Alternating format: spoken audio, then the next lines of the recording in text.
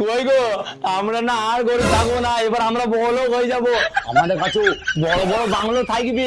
আমি না একটা ব্যবসা শুরু করেছি। হ্যাঁ, তা কি ব্যবসা শুরু করেছো তুমি? আরে আমাদের পাকা রাস্তায় চাউমিনের দোকান খুলেছি। কি হলো, মুখটা কথা আলুর মতন করছো কেন? আরে ওই চাউমিনের দোকান করে কে বড়লোক হয়েছে? ওই কথা বলনি, আমার বন্ধু ফুচকা বিক্রি করে দুখানা বাংলো কিনে ফেললো 2 মাসের মধ্যে। আরে আমি বলতে চাইছি ব্যবসা এমন শুরু করো যেন ভিআইপি ভিআইপি ভাব লাগে, যেমন গাড়ির শোরুম।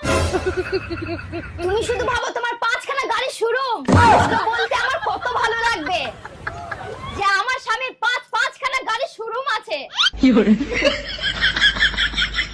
তারপরেই তো তুমি হবা আসল বড়লোক। তোমার গা দিয়ে কেরম গন্ধ বেরোচ্ছে, বেরিয়ে যাও আমার বাড়িতে। আরে তুমি এটা কি বলছো? আমি ঠিকই বলছি, তুমি জানো না বড় লোকের সঙ্গে কিভাবে কথা বলতে হয় ছোট লোক?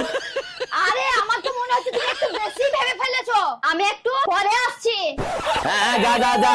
আর আসার